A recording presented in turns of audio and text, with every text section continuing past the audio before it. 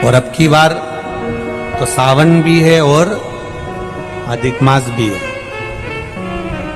प्रत्येक वर्ष का नियम है सावन की शिवरात्रि पर ऑनलाइन अभिषेक करते हो आप लोग।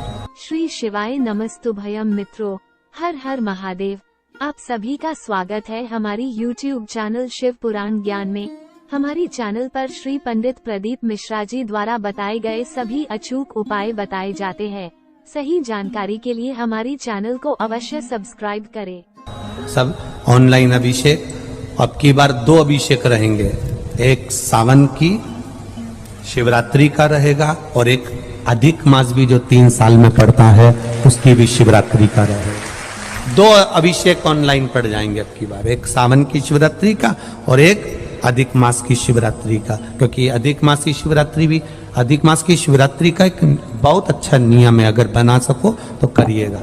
अधिक मास में जो शिवरात्रि आए प्रयास करना, अगर छोटी सी भी गुमठी लेकर बैठे हो, ठेला लगा रहे हो, व्यापार नहीं चल रहा, धन की कमी हो, पैसा नहीं हो, बहुत हताश हो गए हो, टेंशन में जिंदगी जी रहे हो, तो अधिक मास की शिवरात्रि मत छोड़ना। 5 दिए अधिक मास की शिवरात्रि पर जरूर लगाना। पहला शंकर मंदिर के द्वार पर, मतलब शिव मंदिर के बाहर। दूसरा बेलपत्री के वृक्ष के नीचे। तीसरा आंवले के वृक्ष के नीचे। चौथा नदी का घाट या कुएं का घाट या तालाब का घाट या सरोवर का घाट या आपके घर में कोई पानी का हंडा हो उसके पास में। और 5वां अपने दरवाजे की चौखट पर राइट हैंड में दिया अवश्य लगाएं। ये अधिक मास की शिवरात्रि पर जरूर करना। जिंदगी में कितना भी धक्का खा रहे हो गए, भगवान हाथ पकड़कर खींचकर बाहर कर ही देगा। शिव तत्व को जाने। अभी क्या चल रहा है? सावन।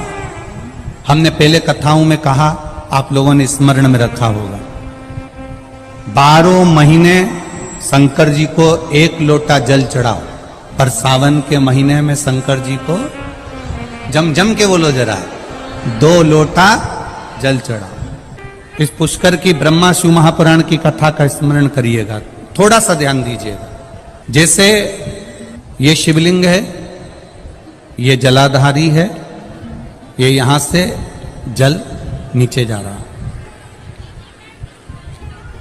जलाधारी का जो मुख होता है वो उत्तर की ओर हो जाता है, ठीक है, समझिएगा जरा। अब अगर मान लो लड़का 35 साल का हो गया, 36 साल का हो गया, बेटी की शादी नहीं हो रही, 35 साल हो गए, 36 साल हो गए, 40 साल हो गए, देवर देव की शादी नहीं हो रही है, किसी की शादी नहीं हो रही है, तो उसको समझना है सावन के महीने में आप जो 2 लोटा जल लेकर जा रहे हो, उस जल को जहां जलाधारी से पानी बाहर बह रहा है, जहां जलाधारी से, जैसे ये शिवलिंग है, ये गोल जलाधारी, यहां से पानी बह रहा है, तो जल चढ़ाते समय जब आप जल को समर्पित करेंगे दोनों लोटे से, तो धार यहां से लगाते हुए धार को आपको इस शिवलिंग पर पूर्ण समर्पित करना है। कहां से चालू करेंगे? ये जलाधारी जो बनी हुई है अशोक सुंदरी का स्थान। किसके स्थान से? अशोक सुंदरी के स्थान से। अगर लड़के की शादी, लड़की की शादी ना हो रही हो, 35 साल, 40 साल, 42 साल के हो गए, विवाह का कोई योग ही नहीं बन रहा, 28 साल, 30 साल हो गए, बहुत प्रयास कर लिए, तो एक सावन के महीने का नियम, 2 लोटे जल लेकर देवाधिदेव महादेव के सामने जाइए। यहां अशोक सुंदरी वाली जगह से दोनों धार एक साथ चढ़ाना प्रारंभ करिए और करते करते वो धार शंकर भगवान के शिवलिंग पर ले जाकर छोड़ दीजिए। ये सावन के महीने के अगर आपने मात्र 7 दिन भी लगातार अगर ये धार आपने चढ़ा ली है, तो देवाधिदेव महादेव की कृपा से 3-4 महीने में सूचना आपको प्राप्त हो ही जाती है। 12 महीने 1 लोटा जल चढ़ाइए, संपूर्ण 12 महीना 1 लोटा जल चढ़ाओ।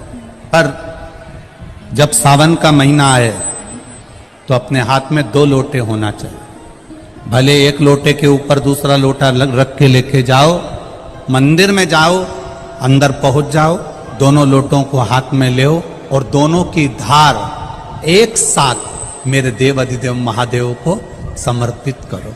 दोनों की धार अशोक सुंदरी वाली जगह से जल चढ़ाया जाए सावन में, वो विवाह के लिए है। लग रहा है कोई बीमारी अपने शरीर में आने वाली है, डॉक्टर को दिखाने जाऊंगी, कोई तकलीफ बड़ी आने वाली है, कोई बड़ा रोग इस शरीर में ना आए, तो श्रावण के महीने में 3 जगह पर बेलपत्र, एक अशोक सुंदरी वाली जगह पर जिसकी डंडी का मुख जहां से पानी बहता है वहां रहे, बहुत ध्यान से सुनना। दूसरी बेलपत्र माता पार्वती जी का हस्त कमल जो जलाधारी है वहां, उसका डंडी का मुख अपनी ओर हो। तीसरी बेलपत्र शिवलिंग के ऊपर जिसका डंडी का मुख तुम जहां बैठे हो उससे ठीक विपरीत हो। अगर आप यहां बैठे हो तो डंडी का मुख उधर हो, आप यहां बैठे हो तो डंडी का मुख उधर हो, अपने विपरीत में डंडी का मुख हो। बेलपत्र चढ़ा देने के बाद 2 हाथ में जो तुम्हारे जल का पात्र है उसको बाबा को धीरे धीरे तीनों स्थान पर धार थोड़ी थोड़ी चढ़ाई है और फिर बाबा का आचमन कर कर आई है। कोई जिंदगी में बड़ी बीमारी निकलेगी ही नहीं, बाबा स्वस्थ रखेगा। यह श्रेष्ठता। अगर मान लो संतान का सुख नहीं है, संतान का सुख नहीं है, 20 साल हो गए, 25 साल हो गए, 30 साल हो गए,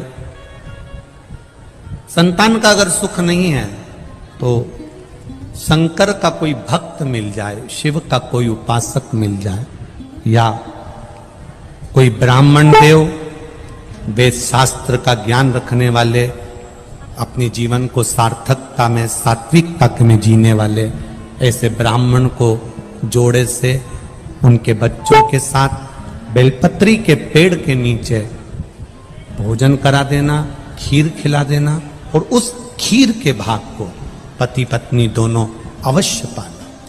उससे संतान का सुख भी मेरे बाबा प्रदान कर दे। सफेद आंकड़े की जड़ का प्रयोग करो, तुम रुका जी वाला, और साथ में ये प्रयास करो। देवऋषि नारद ने 3 सूत्र भगवान शंकर को प्राप्त करने के बताए। जरा बहुत ध्यान से सुनना। देवऋषि नारद ने 3 सूत्र भगवान शंकर को प्राप्त करने के बताए। पहला, शिवालय तक जाइए, शंकर को रिझाने का प्रयास करिए। मंत्र चाहे नमः शिवाय जप लो, ओम नमः शिवाय जप लो, डीले कम करो, नमः शिवाय जपो, ओम नमः शिवाय जपो, चाहे श्री शिवाय नमस्तुभ्यम जपो, चाहे महामृत्युंजय मंत्र जपो, चाहे राम कहो, चाहे कृष्ण कहो, तुम्हारी मर्जी पड़े उसका भजन करो। दूसरा, कहीं अगर मौका मिल जाए, चाहे वो टीवी के सामने मिल रहा हो, मोबाइल पर मिल रहा हो, चाहे तुम्हारे नजदीक में कहीं शिव महापुराण की कथा हो रही हो, पंडाल में बैठकर या टीवी के मध्य बैठकर या मोबाइल के सम्मुख या टीवी के सम्मुख बैठकर शिव महापुराण की कथा को सुनो। सुनना ही केवल नहीं है, सुनकर उसको अपनी जिंदगी में उतारना भी, सुनकर अपने जीवन में उतारना।